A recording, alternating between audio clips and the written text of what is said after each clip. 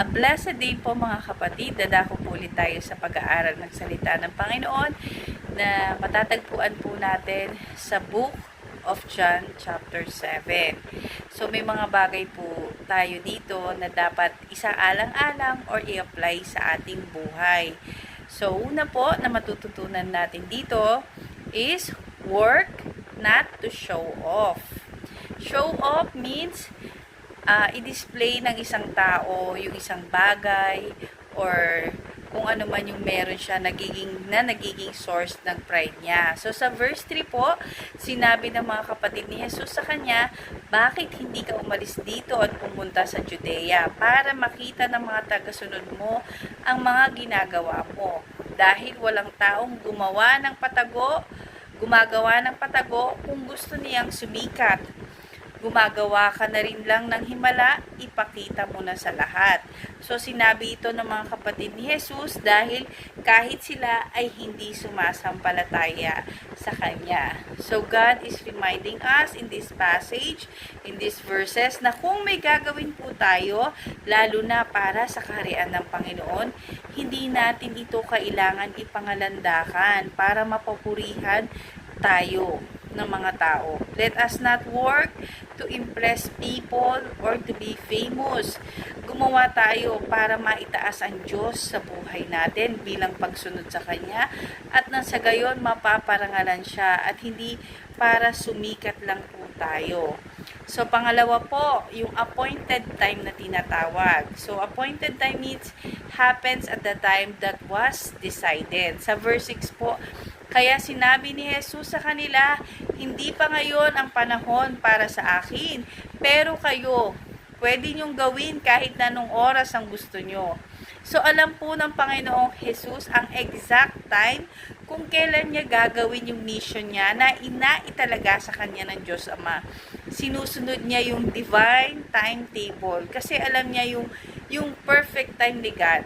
Hindi siya nagpapadalos-dalos o hindi siya nagpapabuyo sa nais mangyari ng mga tao sa paligid niya.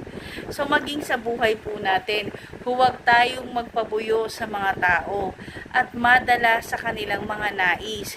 Bagkus, saliksikin natin kung ano ba talaga yung nais ng Diyos sa buhay natin. Hintayin natin yung perfect timing ni God sa bawat ginagawa natin sa ating buhay.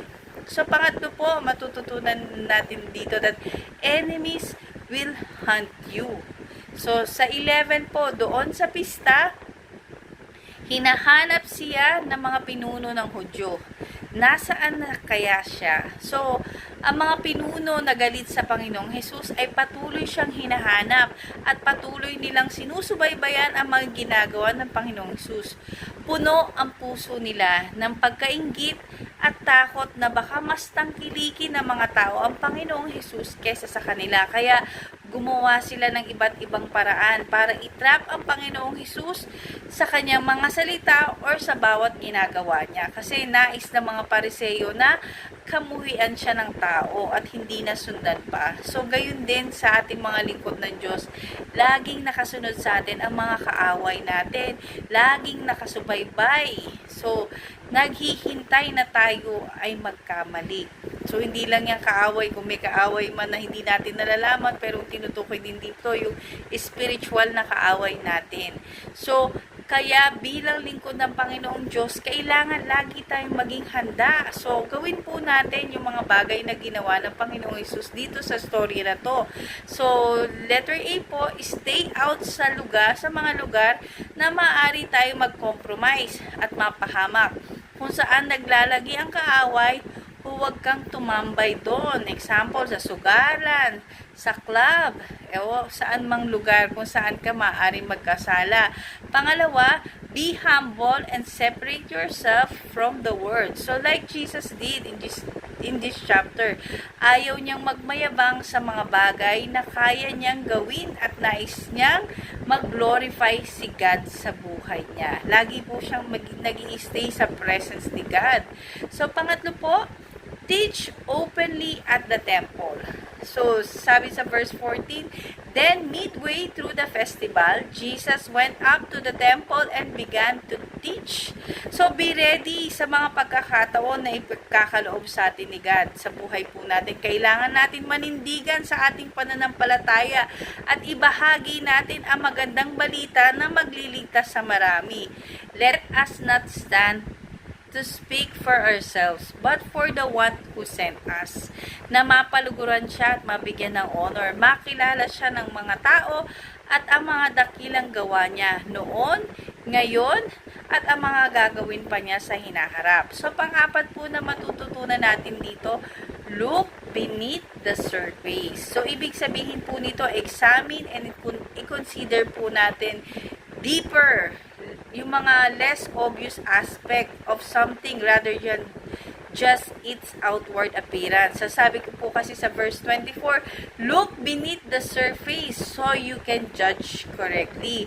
Dito po tinuturuan tayo yung kahalagahan ng pag-unawa sa mga malalim na katotohanan sa halip na panlabas lang na anyo.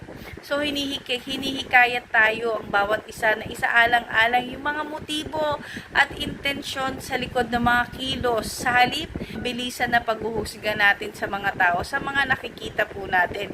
Mas maging considerate po tayo, mas maging mahabagin, mapagmahal, at wag po tayong judgmental.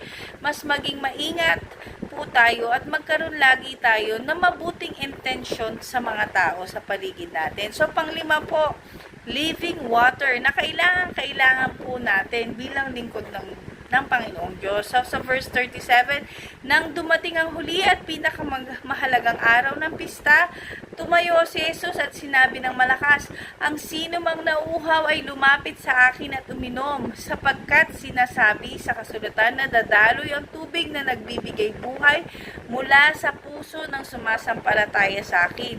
Ang tubig na tinutukoy ni Jesus ay ang banal na spirito na malapit ng tanggapin ng mga sumasampalataya sa Kanya.